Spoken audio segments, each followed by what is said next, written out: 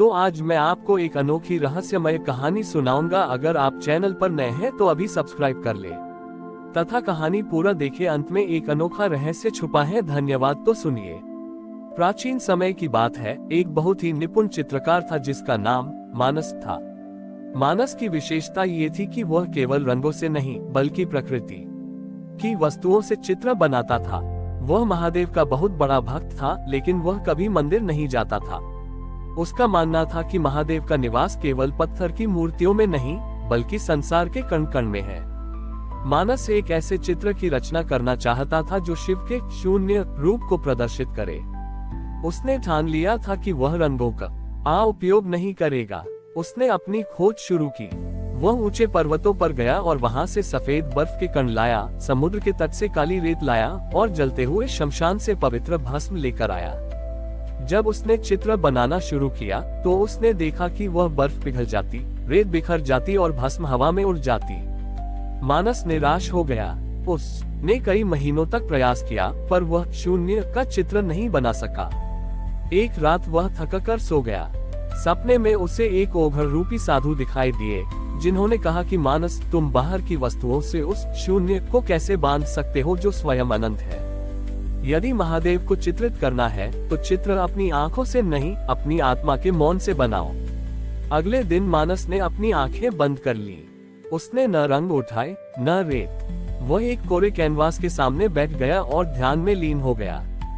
उसने अपने मन के भीतर उठने वाले विचारों को शांत करना शुरू किया।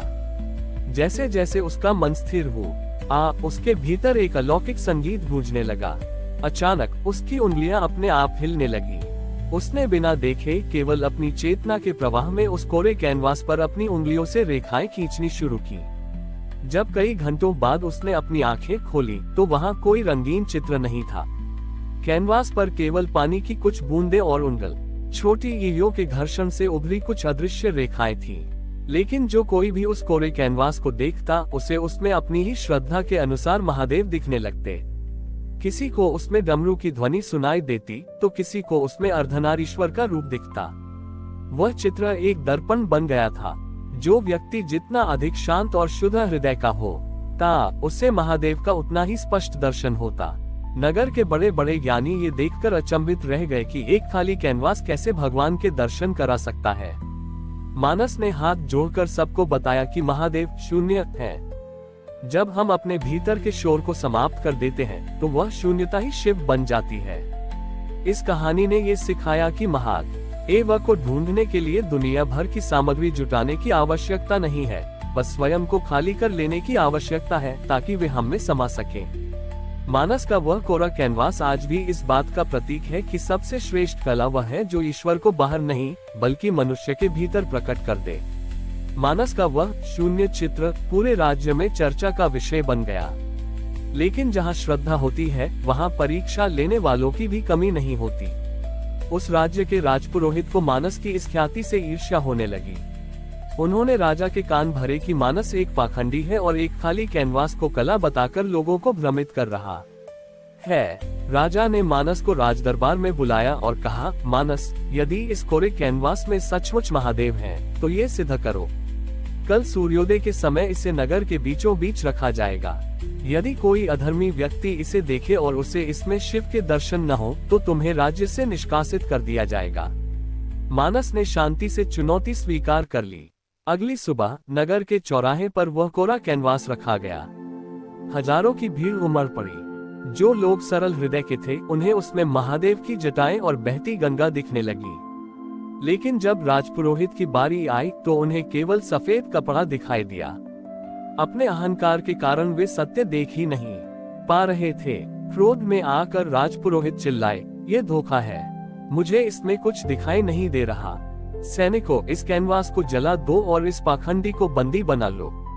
जैसे ही सैनिकों ने मशाल आगे बढ़ाई, मानस शांत भाव से उस कैनवास के सामने खड़ा हो गया और बोला, पुरोहित जी, आग केवल उसे जला सकती है जिसका रूप हो। जो शून्य है उसे अग्नि कैसे छुएगी। मशाल की लपटें कैनवास के पास तो गईं, लेकिन वे उसे छूने के बजाय वहीं स्थिर हो गईं। तभी एक अद्भुत दृश्य घटा। उस कोरे कैनवास से भस्म की एक आंधी उठी और पूरे वातावरण में छा गई। जब भस्म शांत हुई तो लोगों ने देखा कि कैनवास पर अब भी कुछ नहीं था, लेकिन राजपुरोहित के अहंकार का दर टूट चुका था। उन्हें अचानक अपनी आत्मा के भीतर झांकने का अनुभव हुआ। उन्हें अपनी ईर्ष्या, लोभ और क्रोध एक एक कर दिखाई देने लगे। वे भयभीत होकर कांपने लगे और देखते ही देखते मानस के चरणों में गिर पड़े। मानस ने उन्हें उठाते हुए कहा, पुरोहित जी, जब तक आंखों पर स्वयं का पर्दा होता है तब तक शिव नहीं छोटी एक हते। आपने कैनवास को देखा पर उसके भीतर छिपे भाव को नहीं। उस दिन राजा और प्रजा दोनों को समझ आया कि महादेव को किसी सीमा या चित्र में नहीं बांधा जा सकता। मानस ने वह कैनवास नदी में प्रवाहित कर दिया और कहा कि अब इसकी आवश्यकता नहीं है, क्योंकि शिव तो देखने वाले की दृष्टि में बस चुके हैं। मानस एक साधारण चित्रकार से एक महान संत बन गया, जिसने सिखाया कि शून्य से ही सृष्टि शुरू होती है और शून्य में ही महादेव मिलते हैं। हमारी और भी आध्यात्मिक एवं अनोखी कहानियां देखने के लिए हमारे चैनल पर जाएं तथा धार्मिक एवं पौराणिक अनोखी कहानियां हमारे चैनल पर है। कृपया जाके देखें तथा हमारे चैनल को सब्सक्राइब करके रखें और वीडियो लाइक जरूर करें। धन्यवाद।